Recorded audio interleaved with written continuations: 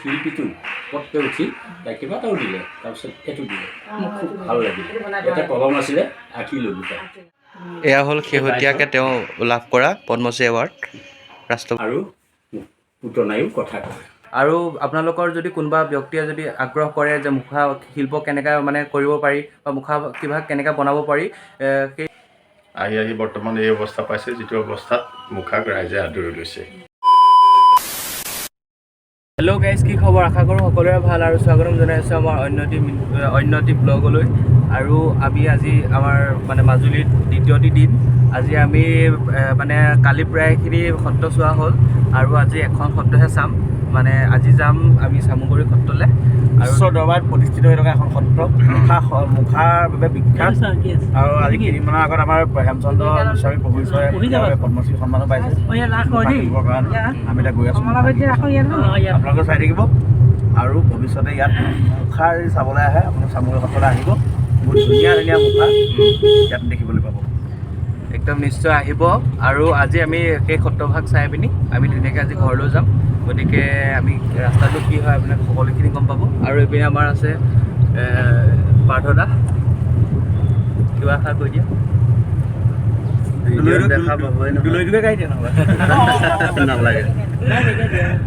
গতিকে চাই থাকক ভিডিঅ'টো শেষলৈকে আৰু আমাৰ চেনেলটো ছাবস্ক্ৰাইব কৰিলে একদমেই নাপাহৰিব।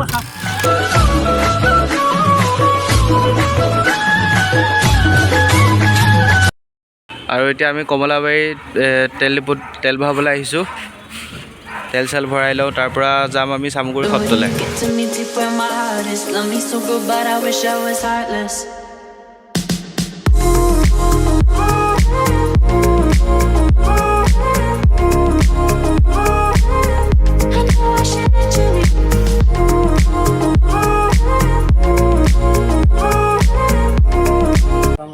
তো ৰাইজ, আমি আহি পাই গ'লোহি চামগুৰি সত্ৰ।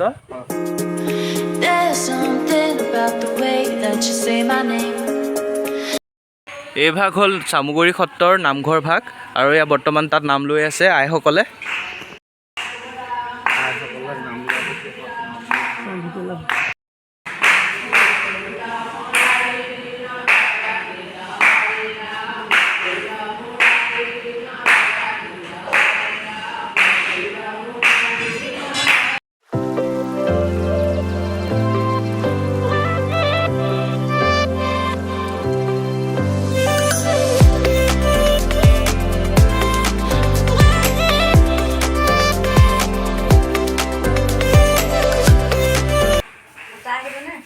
এই ভাগ হ'ল নৃসিংহ মহাপ্ৰভু।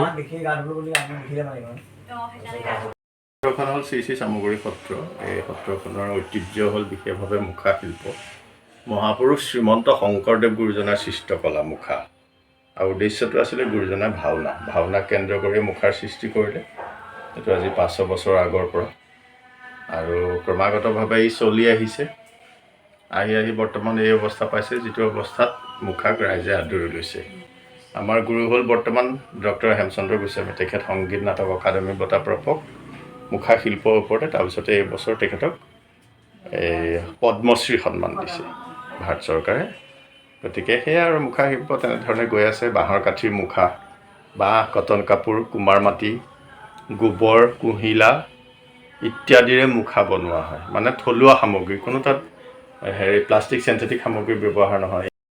যিহেতু আপোনালোকে দেখিলে এতিয়া মুখা কেইভাগ কেনেদৰে বনোৱা হয়, আৰু আপোনালোকৰ যদি কোনোবা ব্যক্তিয়ে যদি আগ্ৰহ কৰে যে মুখা শিল্প কেনেকৈ মানে কৰিব পাৰি বা মুখা কিবা কেনেকৈ বনাব পাৰি, সেই বিষয়ে আমাৰ চামগুৰি সত্ৰত তেওঁলোকে মানে শিকায়। সেইবাবে আপোনালোকে যদি আহিবলৈ মন কৰিছে তেতিয়া আপুনি নম্বৰটো কৈ দিয়ক। আমাৰ 9707351218 এই নম্বৰত যোগাযোগ কৰিলে আপোনালোকে শিকিবলৈ আহি পাৰিব। আগ্ৰহী যিসকল আছে, যিহেতু বৰ্তমান কাম কৰি আছে। আজি 25জন ছাত্ৰ এইখিনিতে থাকি ইয়াতে কাম কৰি নিজৰ ভাতমুঠি মোকলাব পাৰিছে আৰু সংস্কৃতিও জীয়াই ৰাখিব পাৰিছে। গতিকেতো আমাৰ কাৰণে গৌৰৱৰ কথা। গতিকে যিসকল আগ্ৰহী ব্যক্তি আছে সকলোখিনি কণ্টেক্ট কৰি পিনি ইয়ালৈ আহিব পাৰে। মই এই মানে মুখাৰ লগত জড়িত এজন মুখা শিল্পী আৰু নহ'লে ভাৰত চৰকাৰে একাধিক্ৰমে ইয়াত এই শিল্পক সন্মান কৰিছে। আৰু মোৰ নাম হেমচন্দ্ৰ গোস্বামী। 2000 2018 চনত ভাৰত চৰকাৰে দিছে সংগীত নাটক একাডেমি এৱাৰ্ড, আৰু 2023 ভাৰত চৰকাৰে দিছে পদ্মশ্ৰী। আৰু এই মুখা শিল্পৰ ওপৰত আমাক 2016 চনত গুৱাহাটী বিশ্ববিদ্যালয়ে দিছে অনাৰেবল সন্মানীয় ডক্টৰেট ডিগ্ৰী। গতিকে মই এই মুখা শিল্পৰ লগত জড়িত। হয়, ধন্যবাদ। এতিয়া মুখা বিভাগৰ বিষয়ে অকণমান ভালদৰে বুজাই দিব। মানে মুখা বিভাগ অকণমান ভালদৰে বুজাই দিব কেনেকুৱা কি? মুখা শিল্পৰ বিষয়ে মই কৈছোঁ। ইয়াৰ ইতিহাস আছে, প্ৰতি বস্তুৰে এটা ইতিহাস আছে। গতিকে মুখাৰো এটা ইতিহাস আছে, আৰু সেই ইতিহাসটোৱে হ'ল যে মুখা ভাওনাত ব্যৱহাৰ হ'ব পৰাকৈ মহাপুৰুষ শ্ৰীমন্ত শংকৰদেৱে 1500 শতিকাত তেখেতৰ এখন প্ৰথম যাত্ৰা নাম শ্ৰীহীন যাত্ৰা নাটক, আৰু সেই নাটকতেই প্ৰথম মুখাক ব্যৱহাৰ কৰি দেখুৱালে। কিয় দেখুৱালে? যে সেই যাত্ৰাত দুটা চৰিত্ৰ, আমাৰ আপোন মুখখনে প্ৰকাশ কৰিব নোৱাৰা দুটা চৰিত্ৰ আছে। সেই চৰিত্ৰকেইটা হ'ল ব্ৰহ্মা আৰু গৰুড পক্ষী। গতিকে সেই গৰুড পক্ষী সেই দুখন মুখক পিন্ধিব পৰাকৈ আৰু সেই চৰিত্ৰৰ ৰূপ দি দুজনক পিন্ধালে মুখা বনায়।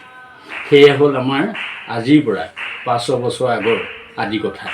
আৰু এই সংস্কৃতিত যেতিয়া গুৰুজনে প্ৰথম আমাক 1500 শতিকাত দিলে, তাৰ পাছত সত্ৰসমূহে এই গোটেই মুখা আৰু যাত্ৰা শব্দটোৱে হ'ল কি?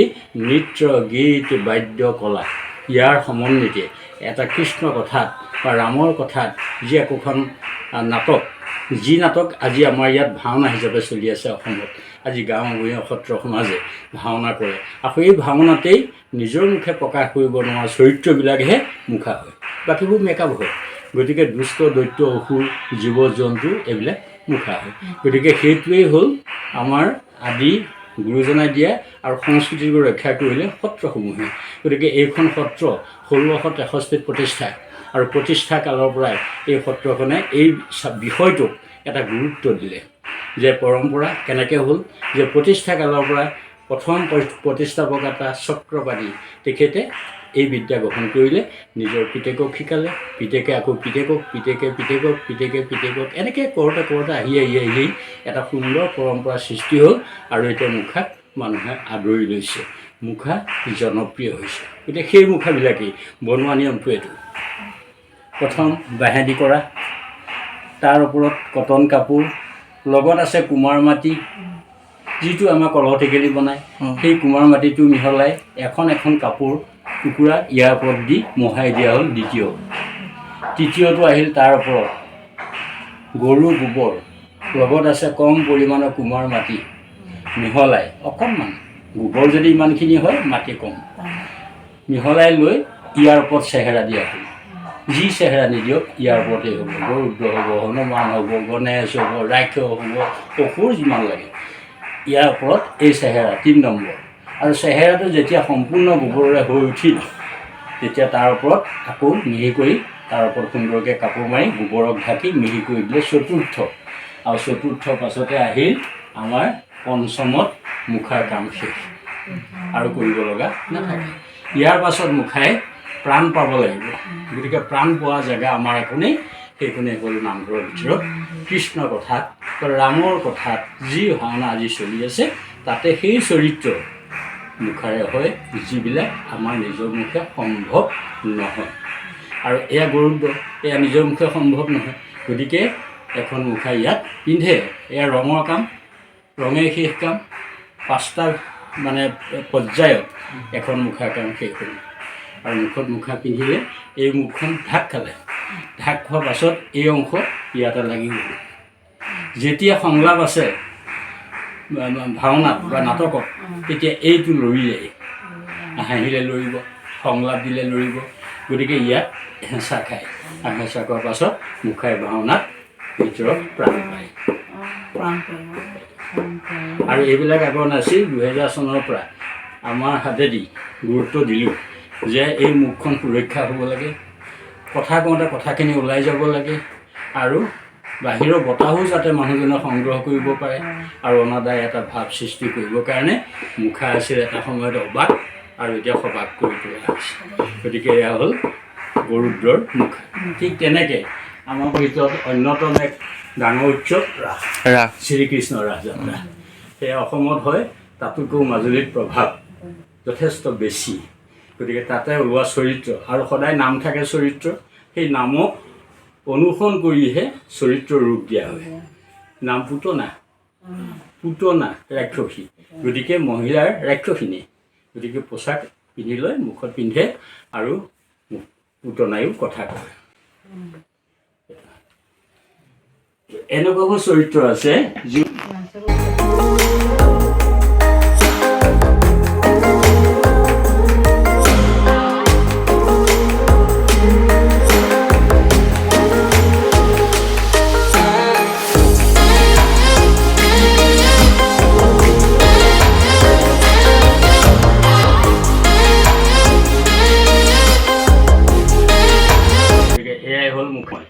ইয়াক শিকি লৈছে আৰু গ্ৰহণ কৰিছে শ্ৰদ্ধাৰে, আৰু সেই মুখা এতিয়া কেৱল ভাওনাতে সীমাবদ্ধ নহয়, চব মানুহৰ ঘৰত সজাব পৰা মুখা।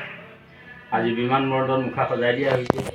ডাঙৰ ডাঙৰ উৎসৱবিলাক হয় অসমত, তাত বাহিৰে মুখা সজোৱা, ভিতৰৰ আলহীক উপহাৰ দিবৰ কাৰণে যিসকল অতিথি আহে, আমাৰ গামোচাখনৰ লগত বা চেলেংখনৰ লগত সেই সৰু সৰু মুখা উপহাৰ দিয়াটো মুখাক ব্যৱহাৰ কৰি বাণিজ্যিক দিশেৰে মুখাক আগবঢ়াই নিয়া হৈছে। আৰু 20-25জন ল'ৰা ইয়াতে নিজৰ পৰিয়াল ঘৰ সুন্দৰকৈ মুখাৰ যোগেদি চলাব পাৰিছে। সেয়া বাহিৰত কাম কৰিয়ে আছে। গতিকে আৰু হ'ব, আৰু আমাৰ লক্ষ্য এটাই যে এয়া কেৱল আমিয়ে কৰি থাকিব লাগিব এইটো নহয়, আমাৰ এই অসমীয়া সমাজখনৰ, আমাৰ উঠি অহা প্ৰজন্ম, আমাৰ যিবিলাক উঠি অহা যুৱক যুৱতী, তেওঁলোকে এইটো শিকক।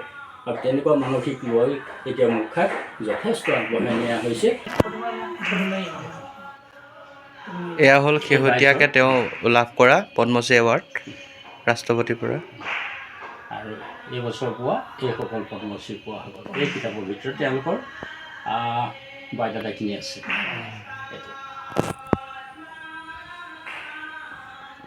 ঠিক সেইধৰণে সংগীত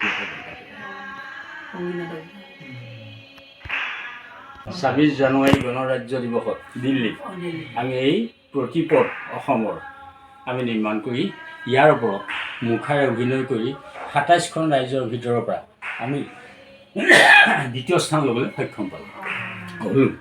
গতিকে এইটো এটা অসমবাসীৰ কাৰণে, এইটো আমাৰ নহয়, অসমবাসীৰ কাৰণে গৌৰৱৰ কথা।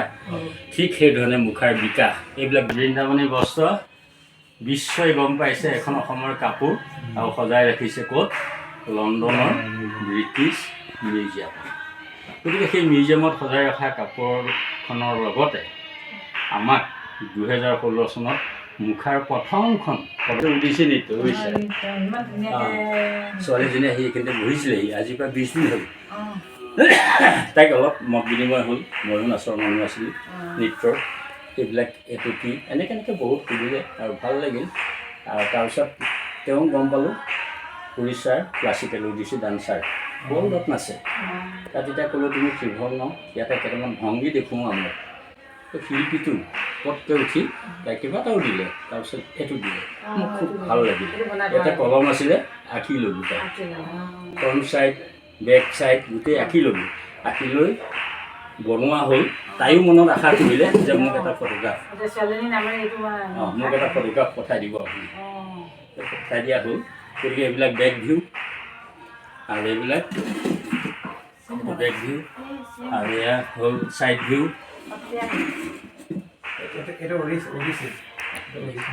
নৃত্যটোৰ নামটো কি? ওড়িশী বাঁহ, যিহেতু আমাৰ নৰ্থ ইষ্টত যথেষ্ট বাঁহৰ চাহিদা আছে, গতিকে সেই বাঁহৰ চাহিদা অসমত আৰু বেছি।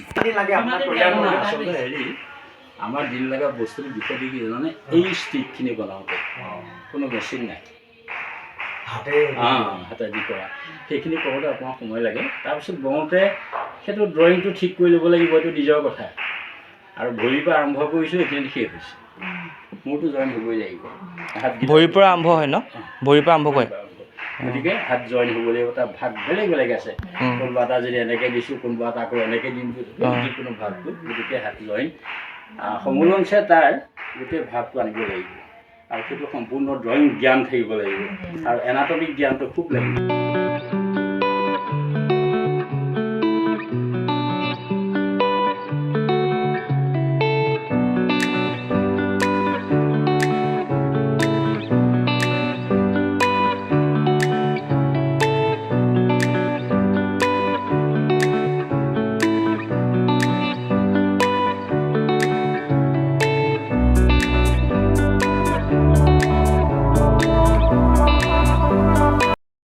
আমি গোটেই চামগুৰি সত্ৰখন ভালদৰে চালোঁ, মুখাবিলাক চালোঁ। পদ্মশ্ৰী হেমচন্দ্ৰ গোস্বামী দেৱে সকলোখিনি মুখাৰ বিষয়ে ক'লে, আৰু এই ধুনীয়াকৈ মুখা ভাগ পিন্ধি পিনি ৰিলো বনালোঁ।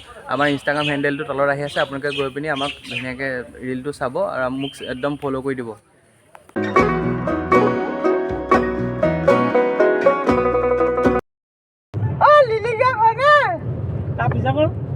কালি যে হেৰি আমাৰ পেহায়ে যোৱা কথা আছিলে, পেহাই কঁকালত দুখ পালে। ৰং নাম্বাৰ ডাঙৰ ভাৰী, এইটো কাৰ বাপেৰে মন লগালি হয়নে?